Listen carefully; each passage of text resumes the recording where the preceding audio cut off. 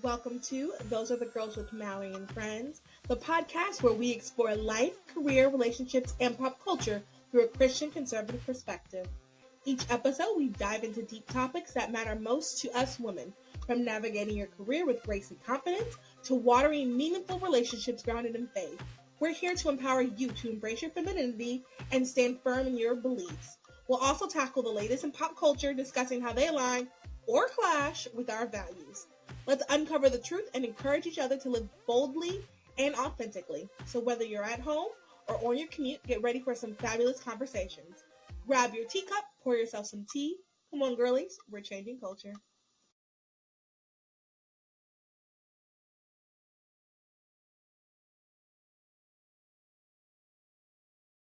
The views expressed on this podcast are our own and do not reflect our employers. Enjoy. Hello, everyone. You are listening to Those Are the Girls with Mallory and Friends. I'm Mallory. And I'm Dannelle. Welcome to the show. Thank you again. Thank you for having me back. Thank you so much for coming back. We are going to be talking more pop culture. For those new to Those Are the Girls with Mallory and Friends, I am Mallory, and I talk pop culture, relationships, career, all that stuff with my friends. And we just give some really good, interesting takes.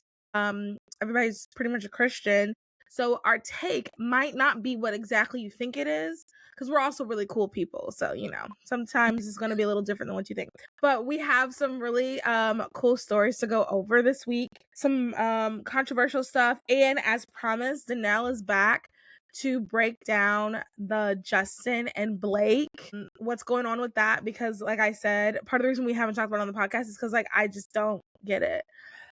So we're going to talk about that. But before we get into that, how has your week been? It has been good. I'll be honest, friend. I thought I felt one way about this trial. And the more that I've dug and the more that I've looked, I can't wait to get into it because it's kind of consumed my whole life this week. It's insane. But other than that, it's been good. We had my nephew all week. So he's a handful. He's 3. So yeah, it was fun though. He's the sweetest. What about you? How's your week been? Well, that's good. My week has been a week already, even though it's just Tuesday. No, it really hasn't been that bad. I went hiking yesterday. This past weekend, I went to a rage room for Valentine's Day, which is like now a tradition. So fun. That sounds Have you been to a rage room before? I have. I've done it one time and it was like so cathartic. Like I didn't have that much rage, but I got in there and I'm like, this is kind of fun breaking stuff. So yeah, that's how it's my second time doing it. I did it last year for Valentine's Day, and honestly I'm just gonna keep it up, and as long as I'm single, I guess. But I don't have like a bunch of rage either. I just don't, like, I get mad, but not like, I don't know, I just situation, like, I have to be in a situation to be mad, because I know there's some people who can just be mad like that. I can't. Like, you have to like get me there. So like it's just more fun than like, on the TikToks people are like sobbing, and like the first time I went, that's what I thought was going to happen. I thought I was going to be like crying, like, I'm so sad about this. This boy did this. But I was like laughing. I was like, this is so fun. Watch me hit this printer. That's awesome. I love that. Yeah, I think we had a printer too.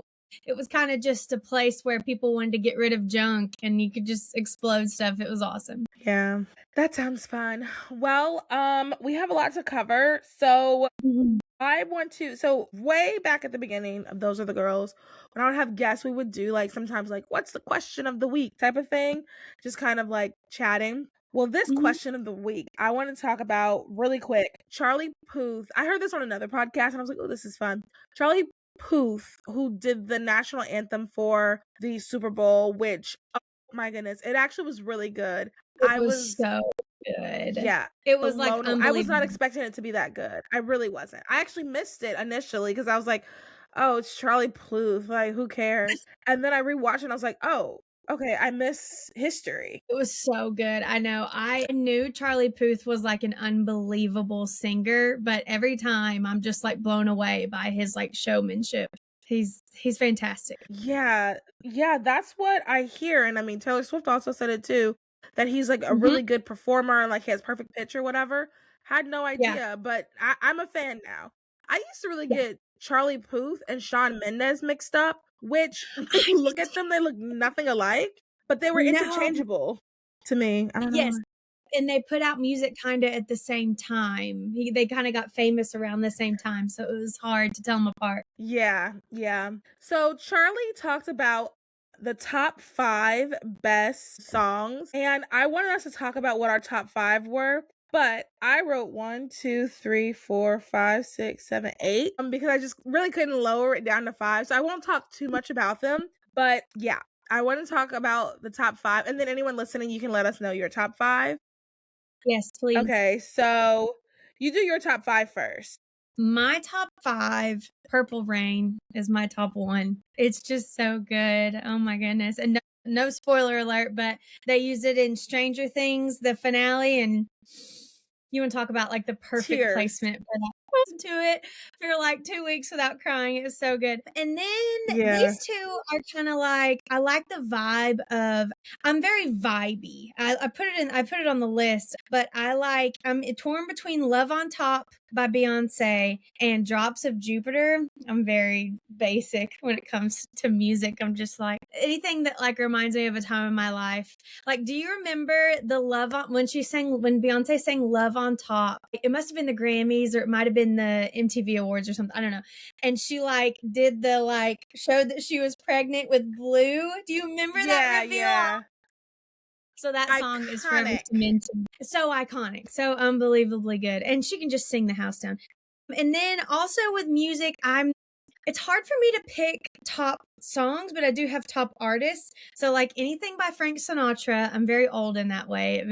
It just takes you to a different time. And then anything by Phil Collins.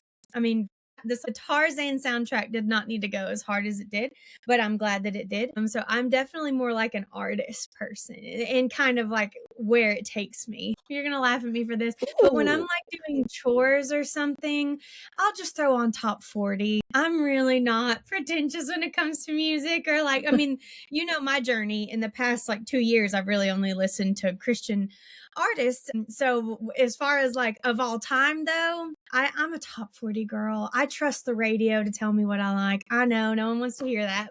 There's just so many other things to think about in life. It's like, it's a good song. I can dance to it. You know what I mean? I'm fine. No, I get that. It's so funny. It's that trend that's going around where it's like, I don't know if you've seen it. It's like in a world where they tell you to stand out and then it like zooms in and it's like sheep and then like it's like all white sheep and then one black sheep and then the person circles like themselves within the white sheep and then it's like two paths and like one person's going that way and then everybody's going that way and then they circle themselves with the one everybody's going that way. Sometimes I feel that way with media. Like I have some friends that are just so, I mean, like for example, the Wuthering Heights movie, which I'm going to do a review of. Some of my friends are like very like intellectual and like they read the book and everything and they're just like X is so better than, and I'm just like I had a great time. I'm sorry. Right. Like I'm with everyone else on this one. I enjoyed it. It's fine. It's literally fine. Like not everything has to be a think piece 24/7. Like I'm not willing to die on every hill, you know? Yeah, exactly. That's exactly where I'm at too, especially when it comes to music too. Like everybody acts like it has to be this thing. Actually, no, I like that little gnarly song by what's that? The Cat's Eye. I mean, there's a couple stupid lines in it, but whatever. Who cares? It's silly, it's fun, it's hip, it's fresh. Who cares? Different. Who cares? We are on a rock spinning in space. We are pieces of dust and we will turn back to dust. You know what I mean? Like, let's not get all, ooh, I'm an intellectual. I'm proud of the people who love to be intellectuals about music or pop culture and everything. But I'm like, I'm just a girl. And that's probably Same. I'm just a girl. I'm just a girl. I'm trying to enjoy life. Hey, we're only here for a certain amount of time. I'm trying to enjoy it. There's a million other things I'm stressing out over. I'm not going to stress over my entertainment. Sorry, I'm just not. No.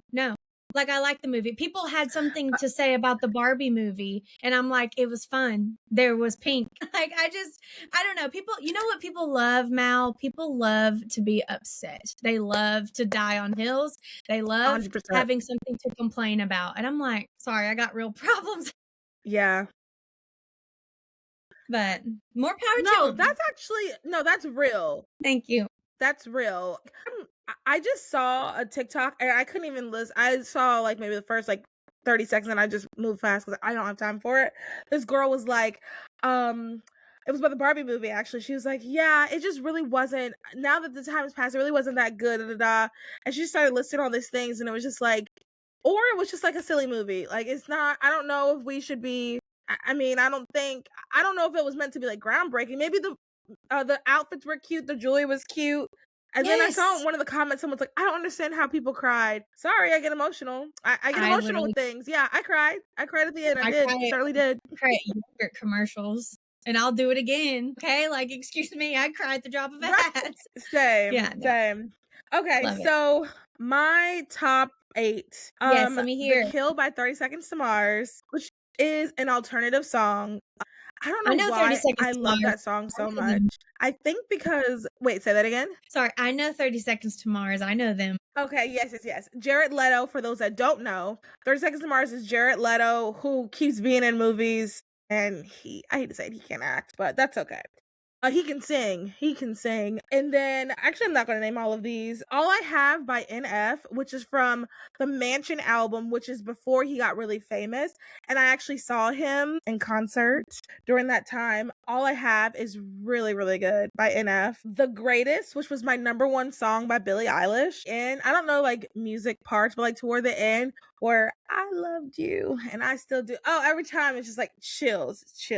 Like the way I like Happier Than Ever, but like the way people feel about Happier Than Ever is how I feel about The Greatest. Anyone by Demi Lovato. This is just a side note. I am Demi Lovato's probably biggest fan. When she canceled her concert in Charlotte, multiple people were like, I thought of you because like I was so excited. Like Demi Lovato, I mean, I stuck with her through the Lemmy phase. She's singing to Aliens. I said, guys, give her this moment. No, she's going a little crazy, but we can still, like, I stood by her.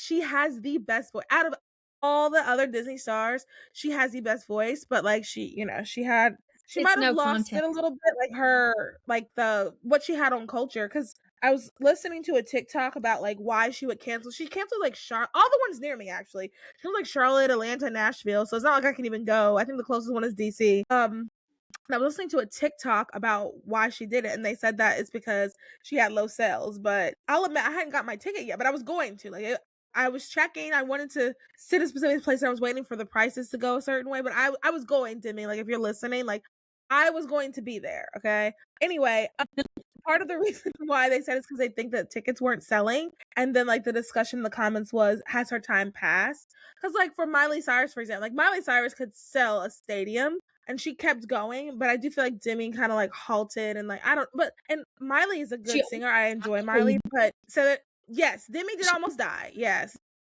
Hard, like, get off this girl's throat. Everyone needs to just chill. Like the fact that she's alive and still this talented, like y'all need to give props where it's due. And Miley, I'll 100%. Tell you right now, Miley's great. To me, Miley is a Nepo baby who's been in the industry since before she was born. You know what I mean? Like she's more True. Of a, I'll tell you right now, she's got a great voice. She can sing the house down, but she is more of a like production versus like, it feels like Demi kind of got it out the mud. You know what I mean? And like, I don't know. She Good had description. She had just this rare diamond in the rough talent. She can sing the house down. She did like a cover of one of the Frozen songs when that came out in 2019. And I'm telling you, if I was that Broadway actress, I'd be like, okay, you're not singing that again because you sound insanely amazing. Yeah. So I'm with you, girlfriend. She's amazing. She's so good. And like, anyway, Anyone by Demi Lovato is such a good song. And like, if you watch the live version of the Grammys and she like cries a little bit, like I cry. It's so good. I love that song. And then Driver's License by Olivia Rodrigo, which I know is incredibly basic, but I am a 30-year-old teenager, so I do like Olivia Rodrigo. They did that song on Driver's License. They did that song on SNL. Like, I feel like if you make it to SNL level where they're like talking, they weren't even making fun of it. They were like talking about how great the song is. So yes, I'm with you on that. I'm with you. Because we've all been 16. We've all been so 16. Good. So good. Yes. And her, she sung it live. I want to say it's the VMAs. in 2022, maybe. Oh, it's so you got to look it up, everybody. Okay. And then the last one is actually a Christian song that I really, really like. Recently heard it. It was the first time I've heard it was at my new church. It's called Crisis Victor, and the version I like is by the New Irish Choir. It is really good. It's like a nice, good worship, Ooh. like hymn type of song. Because I go to I'm Presbyterian now, PCA. So I go to a church where they have like hymns. And it's I guess it's technically well, no, I don't know if it's really a hymn, but anyway, it's not like Hillsong or anything like that. And multiple when you look it up, multiple people sing it. Anyway, I just love it. And like when everybody in the congregation sings it, it's just like I don't know, it's so good. So those are just some well written songs to me. Love that. That's awesome. So yeah, let us know, you guys, if there are any Yes. well written songs out there that you liked, or if You any of these songs you are like, yeah, I love them too, or you're like, actually, I don't because of I'm boring. I don't know why you wouldn't like any of these songs, but so yeah. Okay, love it. so let's transition to like the real reason we're here. Dannelle, can you break down the Blake Lively and Justin Baldoni? First, can you give like a quick background of like some things Blake Lively has been in and some things Justin Baldoni has been for people who don't know? Yes, absolutely. So it's kind of crazy that these two are even working together because Blake Lively, I mean, iconic. I consider her A-list celebrity, has been working since she was like 17. She's been in Gossip Girl. She's been in superhero movies. She was in Green Lantern. Green Lantern? Yes, Green Lantern with Ryan Reynolds. That's actually where she met her husband. She's been in the movie franchise with Anna Kendrick. What is it? A Simple Favor. Blew Netflix up when that one came out. So she's like a powerhouse. She was the number one on the call sheet for this movie. Justin Baldoni, he was in Jane the Virgin, which I never saw, which it might have just been a little bit like it was popular when we were in like middle school, maybe even like elementary school. So I he's watched been an it actor in for a grad while. school. I really liked it. Okay. Yeah. So he's been in stuff too. But what he's mostly known for is he had a podcast out. I don't know if he's still doing it or not. We'll get into that. But it was talking about toxic masculinity and how he used to be this way when he was in his 20s or like teens, and he was like thought he had to put on this front. But really he was just like, what am I doing? I'm wearing this mask. Who am I? I'm not this person. And so he went through like a journey of trying to reason with being a man, but also like not leaning into that things have to be this way and a woman must do this and look this way. You know what I mean? So he really tried to break that down on his podcast. That's actually how he found this book. So I can get into that, or if you want to know a little bit more about him. Yeah, talk really quick about the book. We also, just a side note, there is an oops spoilers about the book, and if I remember, I will link it. Yes. Yeah, spoiler alert, if you've not read the book or watched the movie, don't watch this, or go watch that and then come back and watch this. Baldoni found out about this book in 2019. The book came out in 2016, but it didn't really hit his radar till 2019. And as soon as he got the book, he knew he wanted to turn it into a movie. Blake didn't hear about this book until, and all of this is alleged, just so everybody knows, because they like to do lawsuits over there. Blake didn't know about this book until it went viral on Book Talk. Are you on Book Talk, Mal? Kind of. I mean, I have really gotten into reading lately. Like, I'm like really into fantasy reading, stuff like that. Okay. So kind of, but not really. Gotcha. I'm really not on TikTok at all. So I'm definitely not on Book Talk, but Blake saw this or was shown to her on Book Talk, and she saw the value in, because the book it ends with us, and there's also a sequel, It Starts With Us. So I think Blake saw the franchise power of this book, and Colleen Hoover, she's obviously as controversial as she is, and how some people love her and some people are like, well, we've seen better writing on Wattpad or whatever, however you pronounce that. As controversial as she might be, Blake saw this and knew that it would be an absolute hit and knew that you could run with this. And I am on good belief that Blake wanted this franchise to be her Barbie movie. I have to side note really quick, and I'll make this really, really fast. Blake Lively stealthily tried to take the Barbie movie from Margot Robbie. Again, all this is allegedly, but I have on good insight that when Margot Robbie was talking to Greta about this book, and she was talking to Warner Brothers, and she was producing herself, Blake Lively told her team, I'm only wearing pink from here on out. I'm going to start posting on Instagram and all the social medias, who's the real Barbie, and just trying this. She called Warner Brothers. She literally called Mattel and Warner Brothers and was like, have you decided who's going to be Barbie yet? And they're like, no, yeah, we know who Barbie is. And she's like, okay, well, I just want you to know you can keep your door open. And she posted on Instagram the real Barbie ? And just all this other stuff. But she wanted the Barbie franchise, and that's why I think that's might be the main reason, and I'll get into my conclusions later, but that might be the main reason of why she's going so hard for It Ends With Us, having the franchise be her thing. Can I say something really quick? Of course. Let's thank God it was not Blake Lively for Barbie. Let's thank God. I cannot imagine. I've heard people say she cannot act at all. I think she's decent, but she's no Margot Robbie. I'm sorry. Margot was born for that role. Yes. Thank God it was not Blake. Okay, continue. Yes. And Margot has one of the most infamous quotes of all of this. She said, we're doing something along the lines of, we're doing Barbie the story, not Barbie the corporation, or not Barbie the franchise, or something like that. And I was like, mic drop. I know. And that's really all she said. She played it so cool. She was she was not getting down in the whatever. She knew that this was her movie. Greta wanted it to be her movie. Warner Bros. Wanted it to be her movie. Sorry, Blake, but this one, you can't compete with her. Come on. Look at her. Both girls are gorgeous, truly. There's one true Barbie, let's be honest. But yeah, that's kind of my little backstory that I had to tell because it does tie in later. But yeah, I can start into the drama now if you all would like to know. It's been driving me crazy, and I would love to talk to you about it so I don't ever have to do this again. It's literally oh my gosh, it's consumed my life. And if I've learned anything, it's I don't know that investigative journalism is for me. Again, I'm just a girl, and this was a lot. There was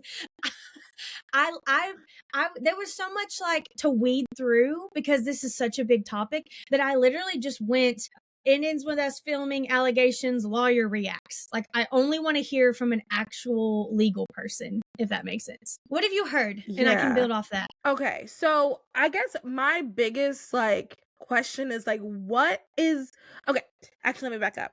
So there is a lawsuit happening. From what I understand, Blake is suing Justin, and then Justin sued Blake. But for what? Because from my understanding, so this is what I understand. Blake is all right, and so slight technical difficulty, but we're back. So essentially, what I heard is that Blake is suing because she said that Justin made her uncomfortable, and then Justin is countersuing because he said that Blake saying that he made her uncomfortable ruined his reputation. But I mean, some people make you uncomfortable. Why do you sue someone for that? I guess. Right. I don't know. That's why I'm confused. What was the crime? Yes. So I can get into the allegations. That being said, nothing has been proven. Nothing has come out yet. So I'll give you a little bit of the rundown. Yes, you're right. The only lawsuit's still up because Justin's got dropped because it's really, really hard to prove defamation in the state of California, especially when sexual harassment is involved, because you basically have to have concrete evidence.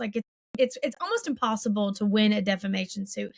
That being said, all he really needs to do is win the and by win I mean have her drop the charges of he's not been charged, but dropped the allegations of sexual harassment. But I'll tell you right now, again, when I first went into this, I was like, this is an open and shut case. Baldoni is he's got this in the bag. And then the more I looked into it, there was like overwhelming evidence of people going after Blake. And to me, it feels organized. It feels extremely organized. And the reason that I say this, there's a YouTuber on here, or if you've put this on YouTube, Film Cooper. He was one of the only people who was like, guys, Blake might actually have like a case. Some of these allegations are pretty heinous.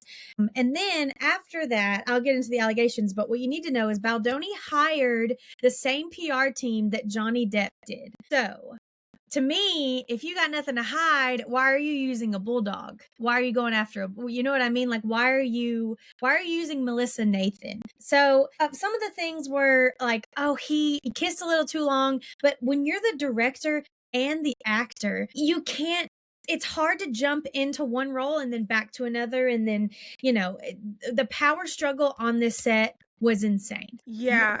To really interject on that, I think that from the things that I've seen so far, I think that is probably the biggest thing, and maybe a lesson for everyone. Like, I don't think it's for material like this, Agreed. such heavy, serious material. I don't think being the director and the main character, like who the film's about, essentially, I don't think that's wise. I don't, because you're right about the power dynamic. It's a really, really bad idea. So Blake Lively basically put out her allegations in the lawsuit were that he was saying sexual comments about her body. She had just had a baby and she was feeling extremely self-conscious, as any woman would.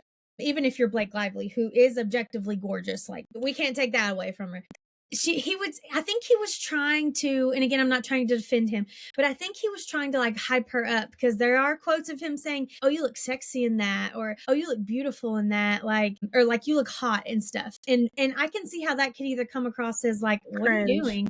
Or he's trying to be like her hype man. The allegations that were a little bit more serious also include Jamie Heath. He was also a producer on this movie. She basically said, you guys are no longer allowed to come into my, again, all these are allegations. You guys are no longer allowed to try to come into my dressing room.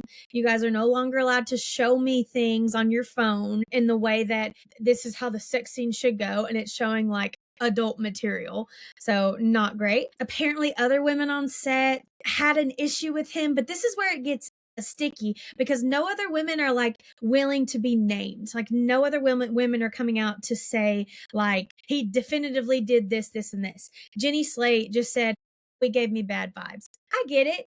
You can have bad vibes. Do you go to the New York Times about bad vibes? You know what I mean? And right. The reason, yeah. Sorry, interjecting one more time about that. What is so tough, I guess, about this situation is, when we think of it real life, there's been people in my life who I'm like, okay, I really don't want to be around this guy. He's super awkward.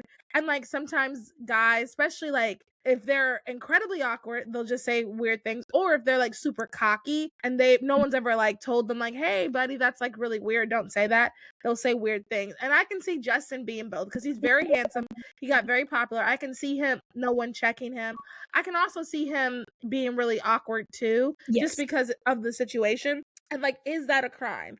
Should you have to go to court for being awkward and like not understanding social cues? But then there is a line. And then also I think the intention is the line, because once again, like, I've been around people, especially like in some professional settings, of some really, really awkward people just because of like my life trajectory. And like, they have said some really awkward and uncomfortable things. And I don't know if like the right thing is to take them to court unless it's intentional. And I guess that's where the question comes. And like, I guess maybe that's what the courts are going to decide. Like, was he intentionally trying to be creepy, or is he just like not socially, like, or is he socially awkward? Because like, even some of the voicemails I've heard of both of them, they seem like I would not want to be friends with either one of them. They seem so like cringe, over the top. Oh my goodness. Yes. Well, it's to the point where people are distancing themselves from this whole situation. His co-host of the Toxic Masculinity podcast, she quit among these allegations, which leads me to believe what's going on. Yeah, she was on the podcast with him, the Toxic Masculinity podcast, and she quit Yikes. because in light of these allegations. Now, how much of this is because she does have ties to Ryan Reynolds? Like, there was a deep dive done. She does have ties to Ryan Reynolds. How much of this is people villainizing Justin, siding with Blake in hopes that maybe they're in a Ryan Reynolds movie later, or maybe they're in a Blake Lively movie later? Because clearly there is a power imbalance here. Look, it's Ryan Reynolds, an Avenger, and Blake Lively, a gossip girl, versus, no offense, but this guy with a podcast and like Jane the Virgin. Like, clearly there's a number one on the call sheet, and that person usually takes the power. That usually is the person who has the most control on the set, which is why. So she's saying all these allegations. He said this, he was very inappropriate, he said all this stuff. She also, though, went for a PGA title, which is a producer on the film. She was hired as a lead actress, and she kind of weaseled her way into being a producer. All of the crew are basically Team Justin, because she came in and she did all these changes, and she made all the production go by so much slower, and she like would be like, no, I don't want this wig, take it back, or go buy me 17 different things so I can have a bunch to choose from. So Sony, literally, a quote from them is, she was a monster and really, really hard to work with. So she was trying very, very hard to get that producer title on this film, because, going back to it, I think she wanted to make this a franchise. Like, I think she wanted this to be her Barbie. And when that didn't happen, because Baldoni didn't think that this needed a sequel, he wanted the bad guy to lose. Like, sorry, spoiler alert, but he wanted the abusive man to get his ending in a not great way. Like, you don't get to go run off into the sunset. Apparently in the second book, she like tries to come back together with her abuser. I don't know. I didn't read any of them. But Baldoni was not cool. I didn't read the second book. Yeah. Baldoni was like, no. I read the first book. That's crazy if she tries to go back after reading the first book. But maybe that's, I don't know. Anyway, keep going. That's crazy. And Colleen Hoover also is Team Blake, because she wanted this to be a franchise. Side note on her, she's been real weird in all this. She tried to take this book and make a coloring book out of it. Like, let's read the room, girlfriend. I think her and Blake really just wanted to capitalize on this and really wanted this to be something bigger than a one-shot off movie with Blake Lively about a book. They wanted to keep going as much as they could. And again, that's, I think, where all of this comes back. I'm going to interjecting really quick. I'll say this about the franchise idea, is the idea of Colleen Hoover franchising is not necessarily a bad idea if she wants to franchise. The problem, aside from like, so for full disclosure, I've only read It Ends With Us. I hear she's a terrible writer. But once again, that goes back to sometimes it's people who are super intellectual. I don't know. It Ends With Us was fine to me. Anyway, my point is, the problem with like wanting to franchise and to have a coloring book and to, make dolls and then have jewelry and all this other stuff is it can't be about domestic violence. It would have to be something like light. The Barbie movie was light. Like, it has to be something. You can't do that with like these heavy topics, and you can't do that and then in the same breath be like, we're trying to take this thing very seriously. So, I mean, if her wanting to do that, her and Blake wanting that is fine, but pick a different movie then. Pick that other one that's going viral. The other one that came out about the guy that I don't even understand what it's about, but like with that guy from Outer Banks. Like, that would have been a better movie, I'm assuming. Absolutely. To do a franchise with.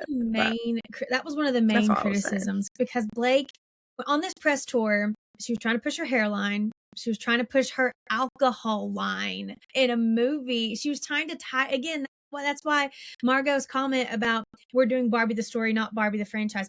Blake Lively and Ryan, when they attach themselves to a product, it's also, you're getting Mint Mobile. It's also, you're getting his tequila line. You're going to learn about his soccer team that he bought out in the UK. Like, you're getting all of it. You're not just getting Blake Lively, the lead actress, or Ryan Reynolds, the lead actor.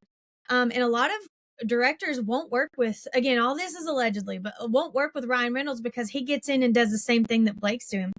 Her letter, Mal, to the PGA, to like the Producers Guild, when I tell you, this makes me want to push for education for all child actors, because it was written on like a 7th grade level. Like, I felt so bad for her. Like, people were like, did Blake Lively like release this to let us know how dumb she is. And like, I'm not calling her dumb, but girl, ChatGPT exists. You should have used that to like, this was, when you get a chance, Yikes. just read it. And also in that, it's so like, bad writing aside, it's very telling of just how much power she had on this. She controlled where they were filming. She controlled how much money was going to what. She even fired the intimacy coordinators and hired another one. So if she had such an issue with the intimacy scenes, weren't you the one who put the people in charge? You know what I mean? Like, you were the people who put the people in charge. So you can't do this huge push for producer and then say, "Oh, I was powerless on this film." You can't do that. You can't do that because you had more control on this than you think. It ended up not going your way. You tried to get Taylor Swift involved, and now Taylor Swift won't even talk to her.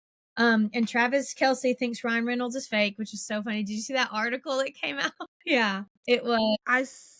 I saw the one with like talking about Yeah, dragons. They're each other's. It was so yeah. cringe. Honestly, it was embarrassing. And I was like joking with some of my friends. I was like, y'all don't do anything because it's gonna be so embarrassing if my group chat is being read.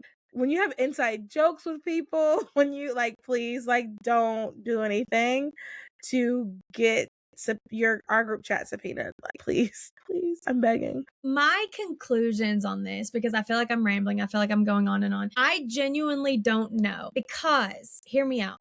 Baldoni has a podcast on toxic masculinity. Where's the best place to hide? Is in plain sight. Blake Lively is claiming victim, but she also pushed for producer and got it. She got the PGA title behind this. To me, I think there's a lot on both sides. There's probably a lot of truth on both sides. There's probably a lot of bending the truth on both sides. Just because you are upset that someone won't do a second movie doesn't mean you need to go tell the New York Times, is kind of what I'm getting at. Also, that being said, it's weird to me that a man has a podcast on feminism. And that might be a hot take, but what are you doing? You know, like, I just listening to a few clips, a part of me is like, this feels very wolfy in sheep's clothing. And I could be wrong. I could be wrong on both accounts, and he could be a great guy and Blake's completely in the wrong. But I think there's more to this. And the reason I'm so convinced is, why else would you hire a bulldog like Melissa Nathan if you don't need her, you know? Yeah. And really quick, to add to that, a lot of times those type of guys are the ones that are like the feminist type. They are the ones that are kind of doing the shady things in the back. Like, you're right.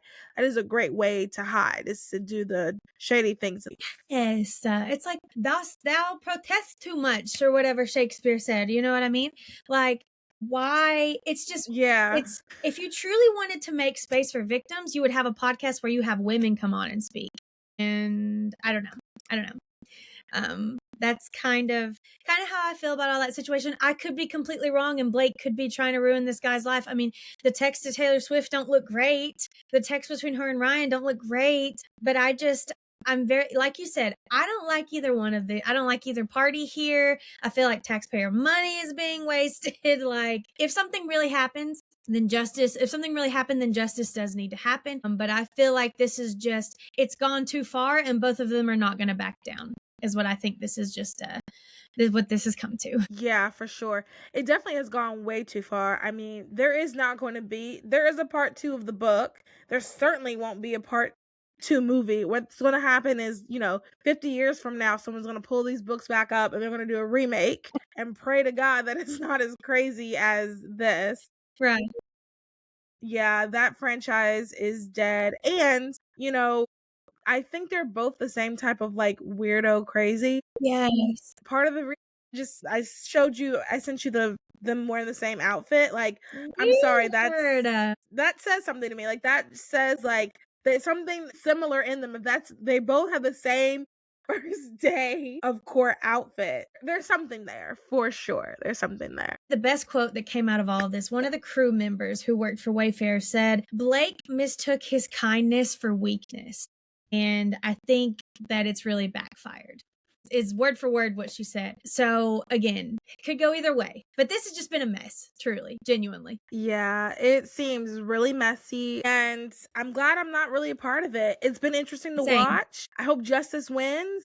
not quite sure any of us really know what happened, but I hope justice wins, whether that's Blake or Justin or neither. I mean, it sounds like it's probably going to be neither. Well, thank you so much for listening. We've had some technical difficulties this episode, but it's all good. Just keep listening as it goes from glory to glory, as the kids say. If you enjoyed this episode, please let us know. This was really like a Justin and Blake heavy episode, but we're going to talk about more things later on. If you enjoy the episode, let us know. You can rate, like, review, subscribe, whatever. However, you're listening. Have a good day, night, evening.